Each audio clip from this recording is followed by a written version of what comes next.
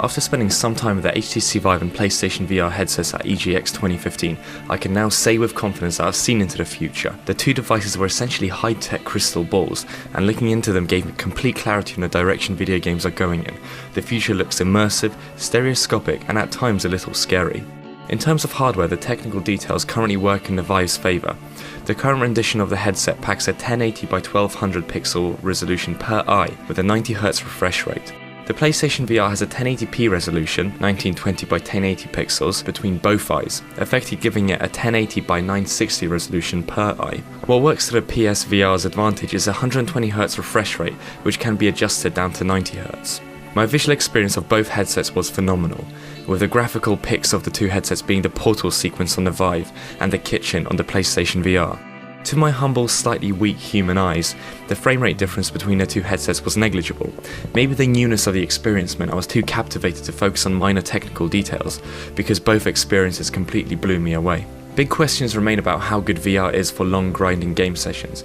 Presumably the headsets will cost a fair old bit, and therefore be aimed at the more hardcore gamer, the kind of person who games, say, 3+ hours a day. How would these headsets hold up then?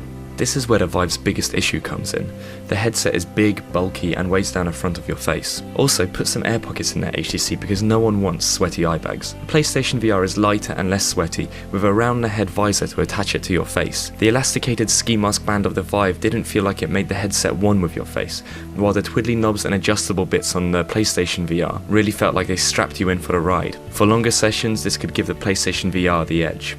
HTC has revealed that by the end of Q1 2016, a total of 80 games will be compatible with the Vive. An HTC spokesperson said that this will be a mixture of already released games that will be patching in VR support, and games released specifically for the headset. Among the games adding VR support will be Alien Isolation, Elite Dangerous, and, allegedly, Company of Heroes 2. I spoke with Sony's Dave Ranyard, who said that we will probably see developers adding VR support to existing games, as well as creating new games specifically for the PlayStation VR. He didn't reveal how many games were lined up for the PlayStation VR, but SCE President Shuhei Yoshida said that there are already many VR games that are yet to be announced, so that's reassuring, if a little bit vague. On a technical level, the HTC Vive has the upper hand. The reality, the non-virtual one, is that PlayStation VR could have an easier time attracting developers.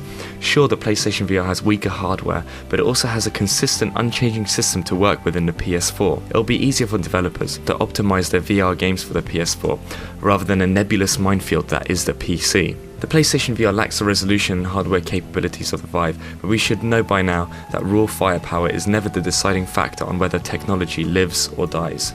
Rest in peace, Dreamcast. So the Vive looks set to be more powerful, the PlayStation VR more accessible. The important thing is that, minor niggles aside, both of these headsets are on track to propel their respective systems into the future, heralding in a completely new way to play games. Based on my breathtaking experiences with both headsets, I hope, with some degree of uncertainty, that this is just the start of the journey for VR, and that the technology will evolve alongside other technologies like PCs, consoles, and smartphones, rather than be forgotten as one of those weird gimmicks, like the attempts at VR in the 90s. Virtual Boy, see it now.